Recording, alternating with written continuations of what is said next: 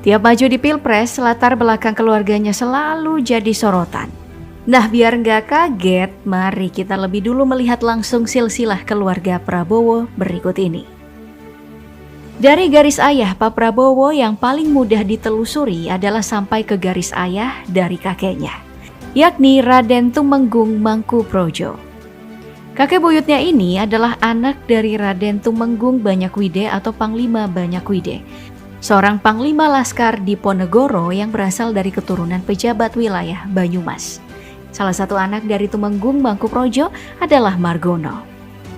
Atau lengkapnya Raden Mas Margono Joyo Hadikusumo, yang lahir di Probolinggo tahun 1894 dan meninggal tahun 1978.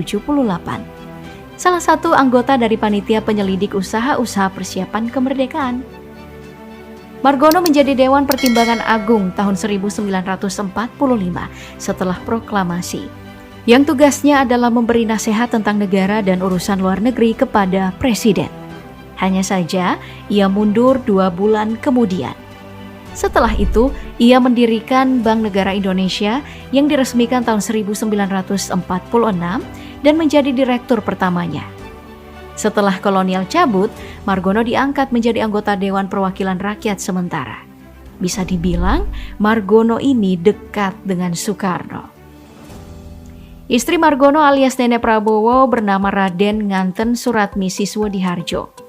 Raden Wirawijaya III, keturunan dari Raden Wirawijoyo II, bangsawan Mataram yang ikut berperang di pihak Diponegoro. Yang jika ditarik ke atas beregenerasi, maka ujungnya adalah Brajumi Nartani, yang konon merupakan putri Ki Ageng Pemanahan, pendiri dinasti Mataram Islam. Dari sinilah banyak yang mengatakan Prabowo memiliki garis keturunan dari Sunan Giri. Mendiang Ketua Umum Partai Gerindra Prof. Dr. Soehardi juga pernah mengatakan bahwa Prabowo masih keturunan dari Sri Sultan Hamengkubuwono II. Margono memiliki 3 anak.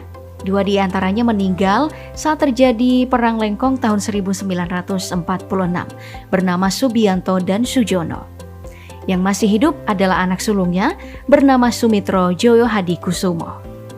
Lahir di Kebumen tahun 1917, Sumitro selalu bersanding dengan ayahnya di dunia politik.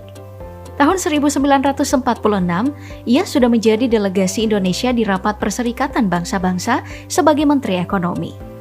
Sumitro memang seorang ekonom terkenal. Setelah kemerdekaan, ia menjadi Menteri Perdagangan dan Perindustrian tahun 1950. Soeharto lalu memanggilnya untuk diangkat menjadi Menteri Perdagangan. Tahun 1973, diangkatlah dia menjadi Menteri Riset. Lewat koneksi politiknya, Sumitro membangun jaringan ke Eropa dan Amerika, juga menjadi pioner dalam kebangkitan konglomerat Indonesia. Orang-orang menyebutnya oportunis, tapi ia sendiri mengaku sebagai pragmatis. Sementara pakar menyebutkan bapak ekonomi modern. Kakek dari garis ibunya bernama Philip F.L. Sigar, seorang pejabat dari Manado pada era Hindia Belanda.